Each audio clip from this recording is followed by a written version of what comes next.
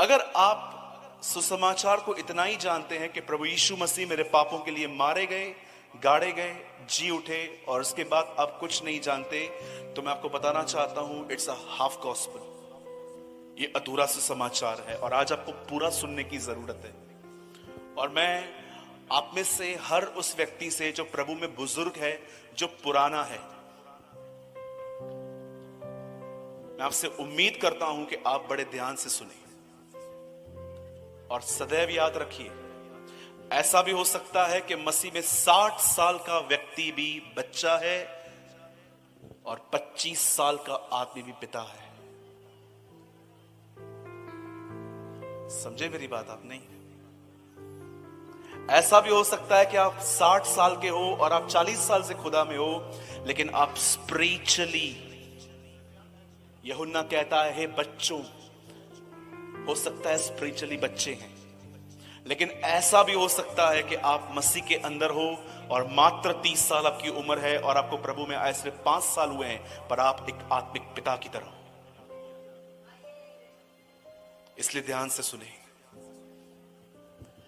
Bible मुकद्दस कहती है कि परमेश्वर ने इस दुनिया को 6 दिनों में बनाया। इसका वर्णन उत्पत्ति 1 अध्याय में आया है। जेनेसिस चैप्टर 1, पैदाइश की किताब पहले अध्याय में परमेश्वर ने सृष्टि का निर्माण कैसे किया आप देख सकते हैं। और जब परमेश्वर ने अपने ही स्वरूप, अपनी ही समानता, इंग्लिश में लिखा गया है God create a man in his image and in his likeness, जब खुदा ने इंसान को अपनी ही समानता में और अपने ही स्वरूप में बनाया, तब बाइबल कहती है प्रभु ने उसे एक जगह पे रखा जिसका नाम था अदन की वाटिका, Eden garden.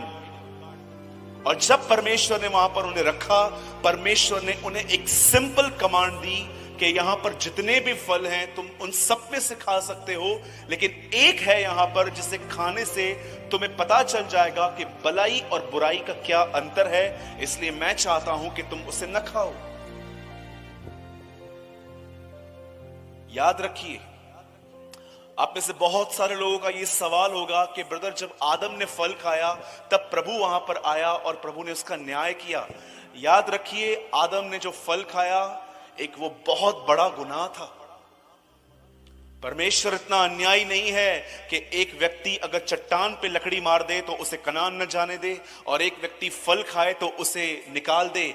There is a reason, something behind, कुछ वजह होती है। जानते हो शैतान ने उसे क्या कहा? इसे खा, क्योंकि जिस दिन तू ये खाएगा तू परमेश्वर की तरह बन जाएगा, उसके तुल्य बन जाएगा। आप बिलीव कर सकते हो, आदम ने इसलिए फल खाया क्योंकि वो खुदा की तरह बनना चाहता था। यीशु भी एक संदेश लेकर आया, परमेश्वर की तरह बनो। शैतान भी आदम के पास एक संदेश लेकर आया, खुदा की तरह बन।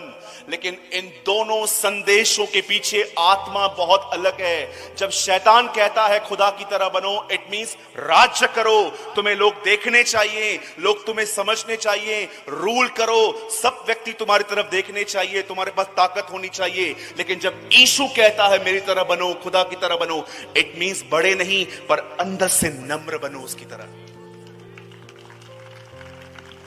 शैतान चाहता है हम खुदा की तरह बाहर से बने, यीशु चाहता है हम खुदा की तरह अंदर से बने। Same message with different spirit. और जब इंसान ने फल खाया तब बाइबल बताती है परमेश्वर वहां पर आए, और परमेश्वर ने आकर वहां पर आके कहा, हे आदम, क्या तूने वो फल खाया? आदम ने कहा, जो बीवी तूने मुझे दी है। पहला दोष इस दुनिया में खुदा पे लगा है। कई लोग कहते हैं ना, पूछूंगा उससे, पूछूंगा मम्मी को क्यों ले लिया कोविड में, पापा को क्यों ले लिया कोविड में। वो आपको दलील क्यों दे? कई लोग कहते पूछूंगा मैं उससे, वो आपको बोल सकता है तू होता कौन है मुझसे पूछने वाला, लेकिन उसके बाद भी वो इतना नम्र, इतना दीन है और आके आपसे बात करता है, मेरी क्या गलती थी। He is our God. अब जानते हो बाइबल क्या बताती है? परमेश्वर आदम के पास आया और उससे पूछता है, क्या तूने वो फल खाया? कहता है, प्रभु जो आपने मुझे वाइफ दी है ना, उसने खिलाया। आप में से कितने लोग हैं, मुझे बताइए आपके लाइफ में बहुत बार आप ये सोचते हैं खुदा ने ऐसा क्यों किया, खुदा ने ऐसा क्यों किया, खुदा ने ऐसा क्यों किया। मैंने अपने घर के अंदर कोविड-19 सेकेंड वेव में अपने घर का एक जवान सदस्य खोया। डॉक्टर ने उनका वेंटिलेटर बंद कर दिया। बहुत सारे लोगों ने बोला ये क्या हो गया, ये क्या हो गया। लेकिन मैं आज भी आपको कहना चाहता हूं, आज भी ये सब होने के बाद भी मेरा परमेश्वर विश्वास योग्य है। My God is a faithful God. जब ऐसा हुआ तो मैंने परमेश्वर से कोई शिकायत नहीं की, लेकिन मुझे एक चित्र याद आया, एक चित्र। उसके 10 बच्चे कब्र में पड़े हुए थे कॉफिन में, और अपने 10 बच्चों को देखकर अय्यूब कहता है प्रभु ने दिया, प्रभु ने लिया, प्रभु का नाम धन्य है। क्या हम ऐसे हैं? हम तो गीत गाते हैं, धन्य हो प्रभु का नाम, blessed be the name of the Lord. हम गीत गाते हैं ना, हम तो खुशी में गाते हैं। पर आप जानते हैं यह बात एक व्यक्ति ने तब कही थी जब उसने अपना सब कुछ खो दिया था। बाइबल बताती है पहला दोष खुदा पे लगा। याद रखिए आपकी जिंदगी में बहुत सारी आपके ऊपर जो प्रॉब्लम्स आती हैं वो खुदा अलाउ नहीं करता, वो आपकी मूर्खता, मेरी मूर्खता करती है। मेरी बहनों, इतनी बड़ी हील पहन के कलीसिया में आओगे और गिर जाओगे, क्या बोलोगे? प्रभु आपने क्यों गिराया? लाइट का बिल नहीं भरा, लाइट काट के गए, क्या बोलोगे? प्रभु ने किया ये सब।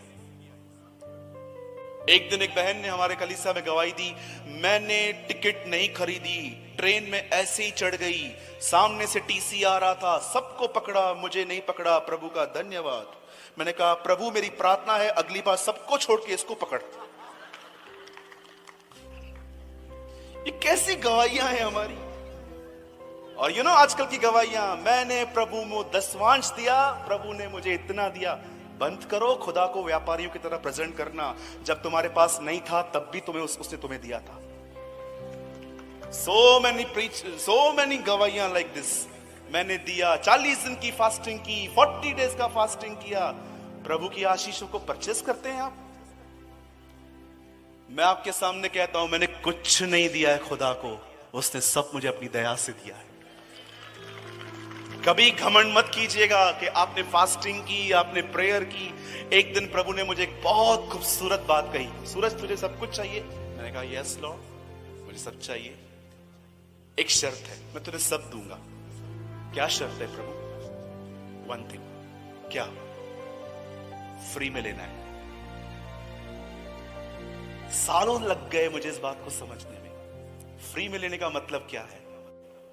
कभी अपनी गवाही में ये मत कहना लंबी प्रार्थनाएं की, बहुत बाइबल स्टडी की, ये सेवकाई, वो पास्टर, ये पास्टर, वो पास्टर से प्रार्थना करवाई तो हुआ। हमेशा ये कहना मुझे जो कुछ मिला परमेश्वर के अनुग्रह से मिला। What I receive by the grace of God। आपको क्या लगता है आप में से बहुत सारे लोग क्यों आशीषित हुए हैं? आप इसीलिए क्योंकि आप पास्टर सलीम के चर्च में जाते हैं, इसीलिए क्योंकि आप पास्टर सूरज के चर्च में जाते हैं। आप सिर्फ यीशु की वजह से आशीषित हुए हैं। पास्टरों को पैर पड़ना बंद कीजिए। और बड़ी अजीब बात देखी मैंने कुछ जगहों पे, पास्टर को लोग पैर पड़ते हैं आजकल, और पास्टर रुकता भी नहीं है। मैं गुरदासपुर में था, यूसुफ हम कहां थे? होशियारपुर में। मैंने वहां पर खड़े होकर कहा जिसने मेरे पैर पड़े मैं उसको घसीट के बॉम्बे ले जाऊंगा।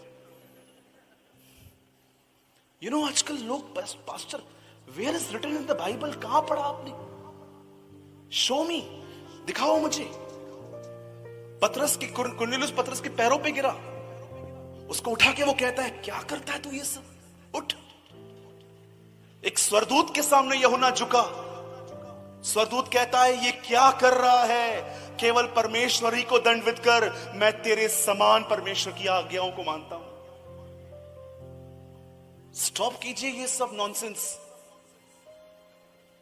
ये परमेश्वर की तरफ से नहीं है। Honour your pastor but don't give a place of God. आजकल कई सारे लोग, और मुझे मालूम है अजीब क्या लगता है, जो बेचारे पढ़ते हैं उनको तो इतना पता नहीं है, लेकिन पास्टर तो बोलना चाहिए व्हाट यू आर डूइंग, मैं तो पीछे हो जाता हूं। मुझे उस दिन की बात है, मैं अमृतसर में था, एक पास्टर ने मेरे पैर, सॉरी, एक विश्वासी ने मेरे पैर पड़े। आप जानते हो मैंने क्या किया? मैंने उसके पैर पड़े। मैंने कहा पैर पड़ता हूं, मेरे पैर मत पड़।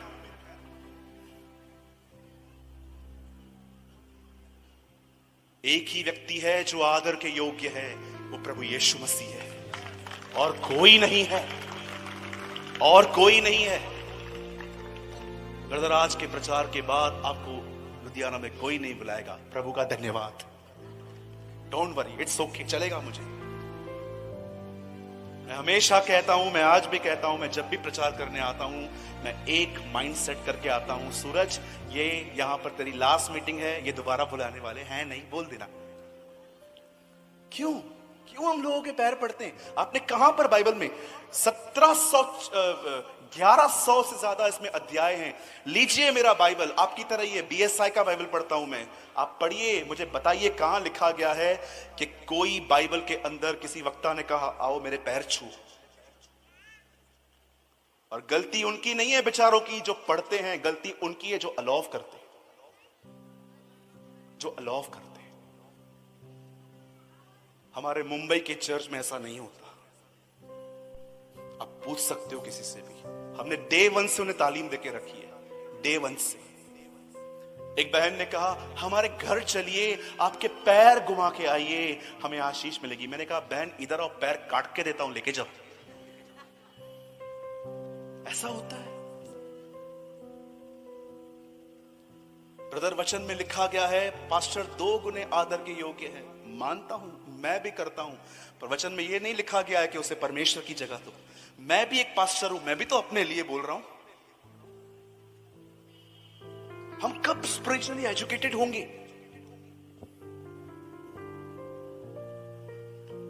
पास्टर सलीम ने कहा कि मैं भविष्यवाणी करता हूं। यस, मैं बिलीव करता हूं भविष्यवाणियों पे। मेरे लिए हुई थी भविष्यवाणी, लेकिन मैं ये बिलीव नहीं करता कि भविष्यवाणी ऐसे ही पूरी होती है। मैं बिलीव करता हूं भविष्यवाणी जिस पे हुई है, अगर वो खुदा के साथ चलता है तो पूरी होती है। एक व्यक्ति भविष्यवाणी पाके बस वो यहां पर लड़कियों को छेड़ रहा है, रात को 12 बजे के बाद लड़कियों के साथ चैट्स कर रहा है, आपके लिए भविष्यवाणी पूरी होगी? हो ही नहीं सकता। इसलिए बाइबल बताती है उसके योग्य चाल चलो। बाइबल कहती है, ध्यान से सुनिए, मैं ज्यादा टाइम नहीं लूंगा, मैं 15 मिनट में संदेश को पूरा कर दूंगा, क्योंकि मैं जानता हूं ये बहुत लंबा है, मैं कवर नहीं कर पाऊंगा इसे। आप जानते हैं जब परमेश्वर ने आदम को वहां से निकाल दिया, तब बाइबल मुकद्दस कहती है कि परमेश्वर ने अपने लोगों को पाप में देखकर, उसके बाद जब डिक्लाइन होते गए लोग, सब गुनाह में आते गए, आपको पता है उसके बाद क्या क्या पाप हुए, आज सेम हो रहे हैं।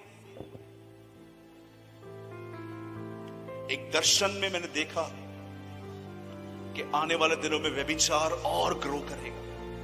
It will be grow. आप देखिए ये कहां तक पहुंच गया है।